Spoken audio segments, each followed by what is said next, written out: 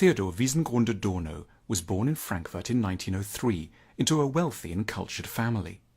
His father, a wine merchant, was of Jewish origin but had converted to Protestantism at university.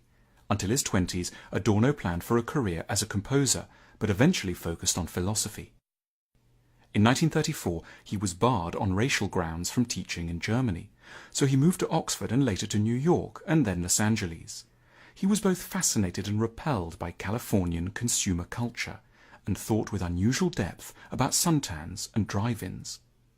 Adorno was closely connected with a pioneering Institute of Social Research, also known as the Frankfurt School, which had been founded and funded by his friend Felix Weil.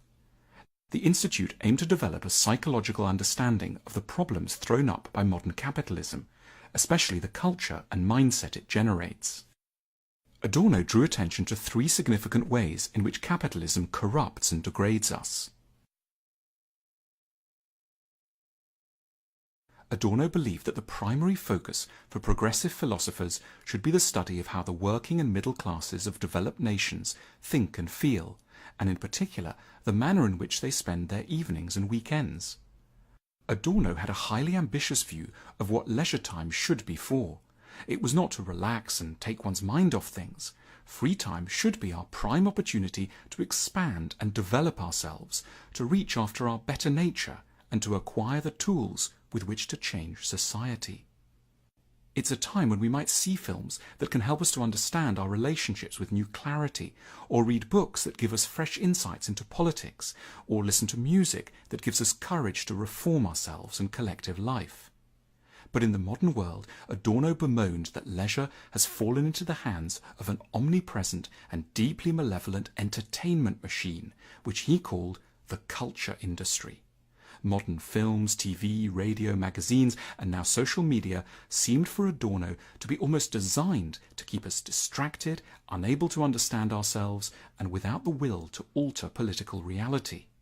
So, for example, the news will feed us a mixture of salacious nonsense and political stories that scramble any possibility of understanding the open prison within which we exist.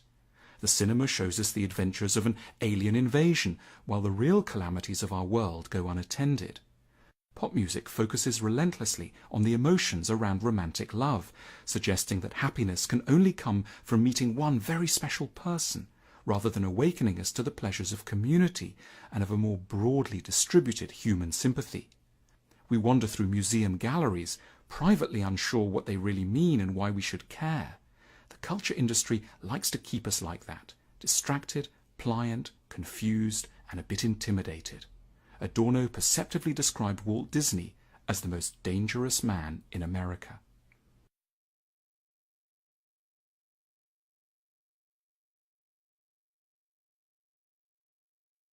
Because of the huge range of consumer goods available in modern capitalism, we naturally suppose that everything we could possibly want is available.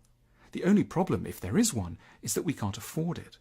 But Adorno pointed out that our real wants are carefully shielded from us by capitalist industry, so that we end up forgetting what it is we truly need and settle instead for desires manufactured for us by corporations without any interest in our true welfare.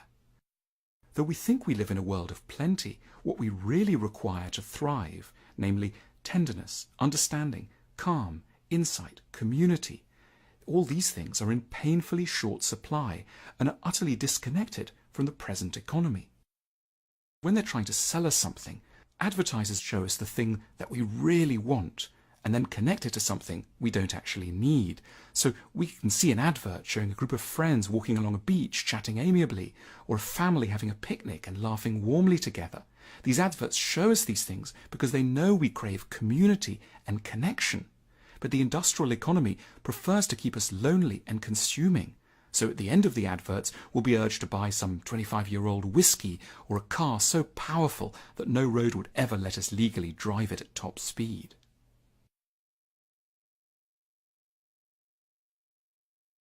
Adorno was writing at the dawn of the age of the psychological questionnaire.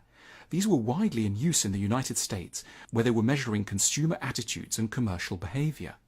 Adorno was intrigued by the underlying concept of the questionnaire, and so, together with colleagues, devoted himself to designing a rather different kind of questionnaire, one designed to spot fascists.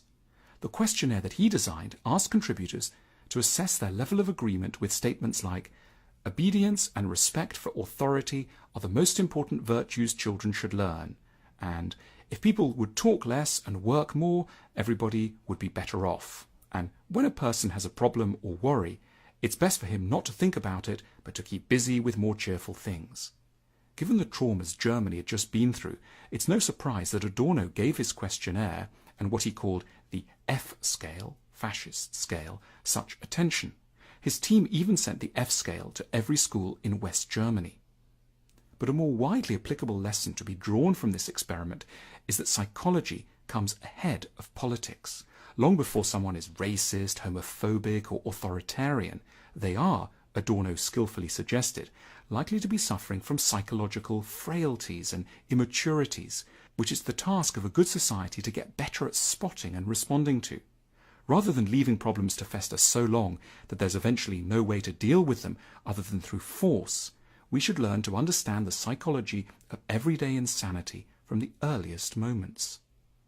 Adorno was a left-wing thinker who recognized that the primary obstacles to social progress are cultural and psychological rather than narrowly political or economic. We already have the money, the resources, the time and the skills to make sure that everyone can sleep in a house, stop destroying the planet, is given a fulfilling job and feel supported by the community. So the reason why we continue to suffer and hurt one another is first and foremost because our minds are sick. This is the continuing provocation offered by the beguiling and calmly furious work of Theodor Adorno.